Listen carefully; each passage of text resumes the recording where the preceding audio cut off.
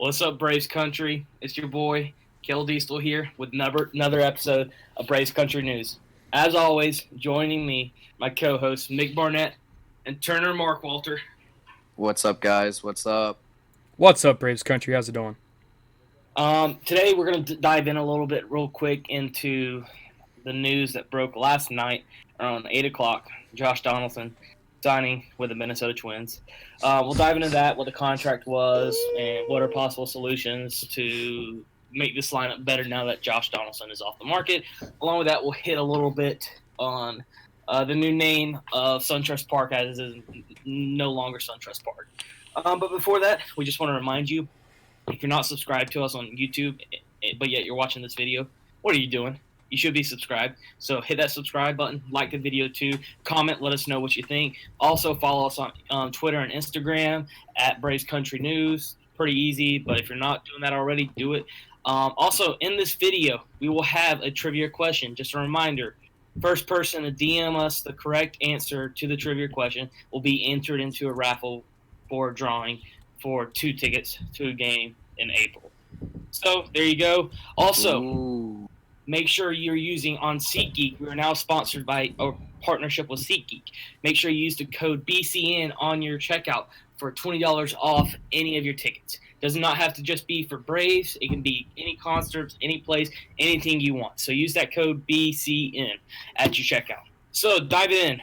All right, Turner, you want to hit us with a little quick thing about the new name of SunTrust Park? Yeah, it was all pretty much the expected name we all were thinking of.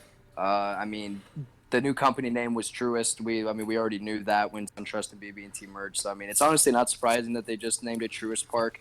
It kind of rolls off the tongue, I guess, but it's kind of a weird name. But I like the logos and stuff, like what the Braves posted on Twitter, like up on the jumbotron and everything. It looks clean on that. But it's going to take some getting used to. Yeah, it's whatever, I know the contract when SunTrust bought the naming rights for SunTrust Park when it opened. It was 25 seasons at $10 million a season. So now 3 seasons have been completed. So the contracts now, we got the Truist Park for 22 more seasons at $10 million a year. Again, just big corporations coming in, buying the naming rights. Yep. That's unfortunately, it's not what we would have liked, such as Hank Aaron Field at Truist Park. That would have been perfect. But unfortunately, Truist did not want that, or we don't know if they were even offered that choice or anything. But it's just Truist Park. Yeah, the days of great baseball stadium names are kind of over with the brand corporation and everybody wanting to put their name out there. And I guess with Truist, they just really want to put their name everywhere if they're going to be paying $10 million a year for them to sponsor it. So, yeah. Yeah. But now let's dive into the real reason why you guys all showed up. Josh Donaldson. He signed last night, January, 14th?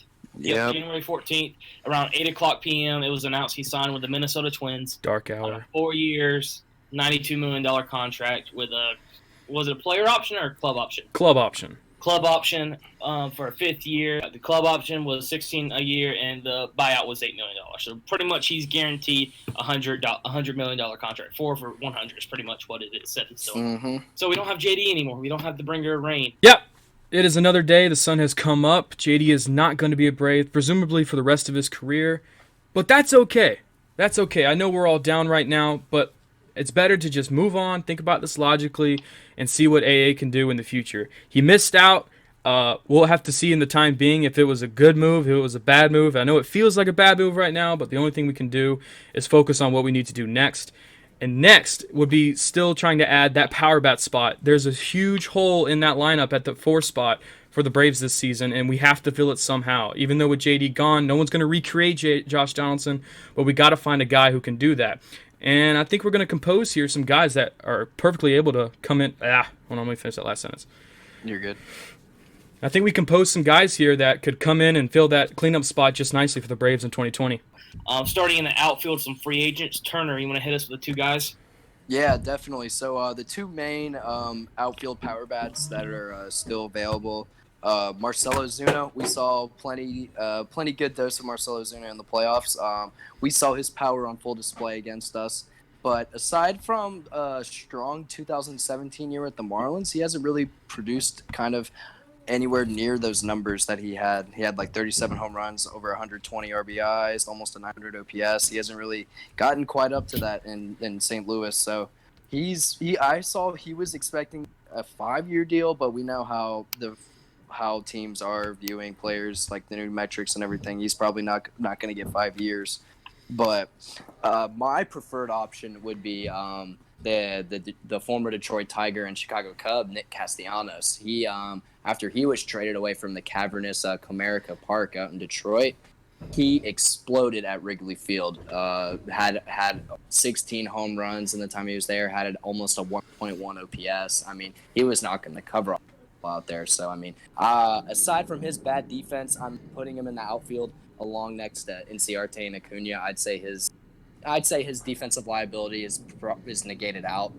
So I would be more inclined to give Castellanos a deal than Ozuna, in my opinion. I think Mick and I are on the same page with you that we would prefer Castellanos than Ozuna. Like you said, Castellanos has been a little more consistent, and when you removed him from Comerica Park, numbers shot up. His defense actually became better too. He's not going to be an Ender Inciarte. He's not even going to be probably a Nick Markakis, but he's going to be just a hitter, you know. But that's what we need right now. Desperately. Yeah, that's what we desperately need. Yeah, obviously, like Kale said, the main ticket here would be Nick Castellanos, an 863 OPS last year. I mean, he rakes the ball. He's got 30 home run potential. I mean, he's definitely a cleanup hitter and would definitely be ours. I think we could see him slugging the ball at Truist Park next year. Now we're going to move into 2 trades that everyone is calling for, but if we're being honest, probably won't happen.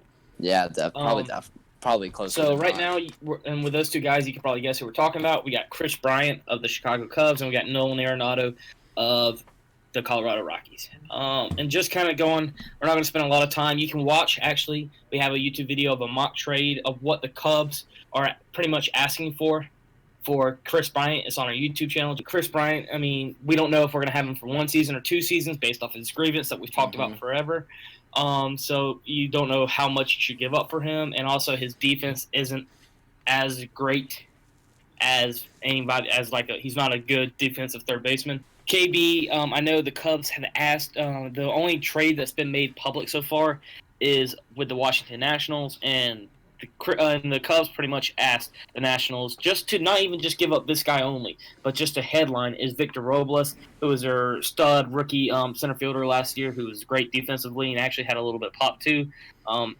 So if that's what they're asking for, you already know the price for KB is going to be sky high. And then let's forget about KB for a second, move on to Nolan Arenado, third baseman for the Rockies. Everyone knows he's the best third baseman in all of baseball right now. I think we can all say that confidently. Absolutely. Yep. A defensive wizard. He's a slugger. He can mash the mess out of the ball.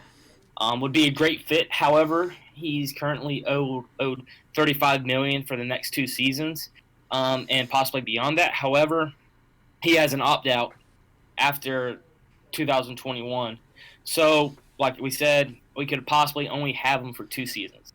So why give up the amount of prospects for the whole contract if you can only possibly have him for 2 seasons? Is what exactly is going through the Braves right now. And like we said, the asking price is a lot. And if the Braves aren't willing to dish out $23 million a year for JD, they're probably not going to be wanting to dish out $35 million for Nolan Arenado. Definitely not. Yeah, the same way as though we didn't overspend for JD is the same exact reason we're not going to go get KB or Nolan, because we're not going to overspend with them as well. But in this term, it would be prospects, because like you said, they're only going to be here for 2 years. There's no secret to that.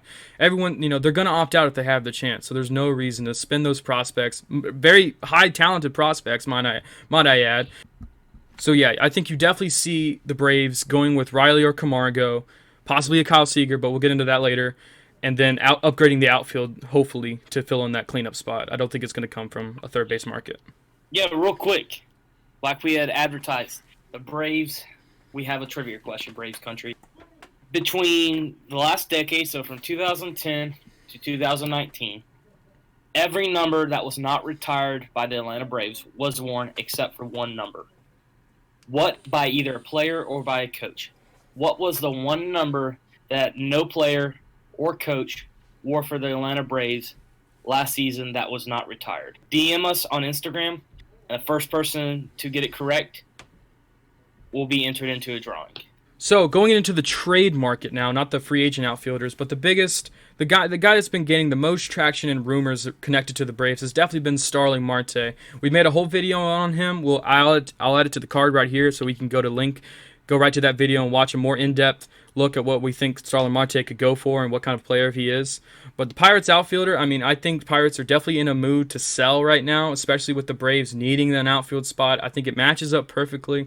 Marte's a solid hitter. He's not exactly going to get like 30 home runs as a cleanup hitter. He's not going to have the same pop as Josh Donaldson, but he's so solid of a hitter. You can almost say he's more overall, like, kind of got the edge on Josh Donaldson when it comes to speed, and, you know, the outfield ability won't drop too much compared to Josh Donaldson at third base. I think no one's going to replace Josh Donaldson, but Marte, for a decent, reasonable amount of prospects, could definitely be in the looks here. I like Marte.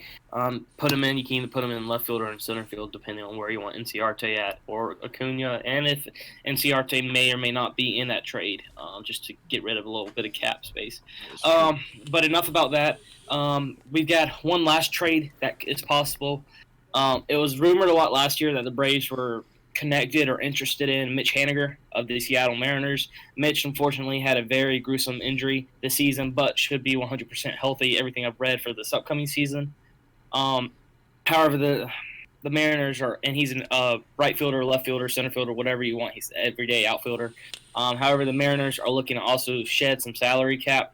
So included would probably be a Kyle Seager, who was known to have been on the trade market last season, just trying to get rid of him and adding him into trades.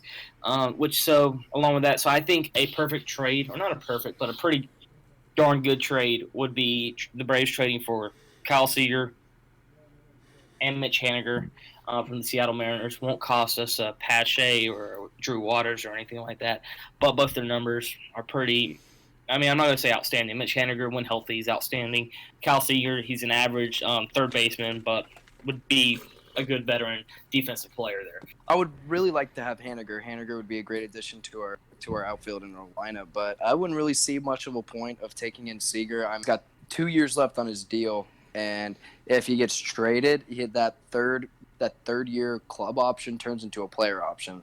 So we could have 3 years of him guaranteed, and if he exercised that third year option, it would be $52 million due for the 3 years. So I wouldn't really see that much of a point trading for Mitch Haniger if we had to get Kyle Seager, because Kyle Seager is pretty much just like almost at the same level as Camargo, or even like when Austin Riley's not whiffing sliders. That's the only reason why I'm kind of reluctant, is because of the money standpoint from Seager. Absolutely, yeah. And just with the production that he's been able to do throughout his career, I feel like we would be better off saving the prospects and the cap and just rolling Camargo at third. I understand where you're coming from, and I know, I mean, probably what would make the most sense for the Braves, not best sense, I don't know why I said that, the most sense is if the Mariners were able to include a little bit of cash with that deal or something along the lines of that. I mean, I'm looking right now, Seager has had 8 straight seasons of 20 or more home runs and 440 plate appearances. Last year he had 23 home runs.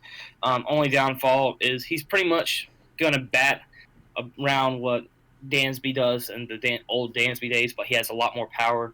He was a 2.9 WAR player last season. So, I mean, I understand where you're coming from, but it's how, I guess, a lot depends on how the Braves view Riley and Camargo. Yeah, exactly. So it all comes down to their mindset and everything like that. The AAs and Brian Snicker, what they would prefer. But yeah, like you said, if we could get Haniger and just Haniger only, that would be amazing. Oh yeah. But unfortunately, it looks like if we want Haniger, we're going to also have to take on Kyle Seager. Yeah, it looks like it. So, Braves Country, like we said, and review, a little recap of the video. SunTrust is no longer SunTrust. It's now Untruest Park. Along with that, Josh Donaldson signed with the Minnesota Twins for 4 years, $92 million. $100 million, though, is guaranteed with a 5th-year option. We have some options where we can go to replace Josh Donaldson's production, either on the field or mainly in the lineup, though, is you can go free agent outfields. You can go Marcell Ozuna and Nicholas Castellanos, or you can go trade market for third basemen, which would be Nolan Arenado, Chris Bryant, or you can go trade market for outfielders, which would be Starling Marte, is the main one right now, or you can go with the combo like we just ended on, Kyle Seager and Mitch Haniger from the Seattle Mariners. With that being said, if you aren't subscribed to us, Subscribe right now. Stop what you're doing. It takes 2 seconds. Right now. Not even 2 seconds. 1 second. Just hit that little button. Make it turn gray. Make it turn gray. Right there. Hit the little button. Make it turn gray. I don't like color red. Then also follow us on Instagram and Twitter at Braves Country News. Pretty simple. Like we said earlier, we are now partners with SeatGeek. So whenever you go to your checkout, use the code BCN. Use that for $20 off on your purchase. For any tickets you want for your first purchase. Any tickets you want. Could be a Braves game. It could be going to see a play in Atlanta. Could be going to see a concert somewhere. Whatever you want, just use the code BCN. With that being said, thank you, Braves Country, for watching. Turner, you know what to do. Yep. Chop on, Braves Country. And remember, in AA, we don't trust you right now. You got to earn that back, buddy.